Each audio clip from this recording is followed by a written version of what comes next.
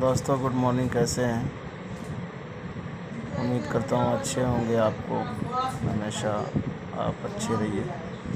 लेकिन मेरी तबीयत बहुत ख़राब चल रही है अभी। सर्दी खांसी, सर्दी तो समझिए कम हो गया, फीवर भी था, वो भी दवा और इंजेक्शन लेने से बहुत आराम मिली है।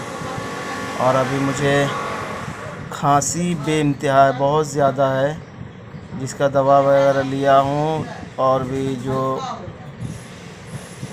घरेलू उपाय होते हैं वो भी मैंने किया, लेकिन अभी तक कुछ मुझे रिलीफ़ नहीं आया है। अगर कोई नुस्खा आप लोग जानते हैं खांसी का तो मुझे ज़रूर कमेंट में लिखें, ताकि आपके बताए हुए पे अगर मैं उसे करूं तो मैं ठीक हो जाऊं जल्द से जल्द और अपने जगह पे जा सकूं।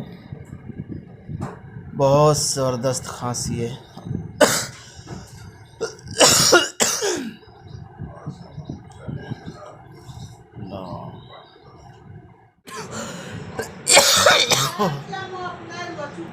और मेरे वालिद साहब की तबीयत भी बहुत ज़्यादा ख़राब है। आप लोग दुआ करें जल्द से जल्द शिफा मिल जाए, ठीक हो जाए। और उनका ट्रीटमेंट भी चल रहा है। अल्लाह सबको खुश रखे।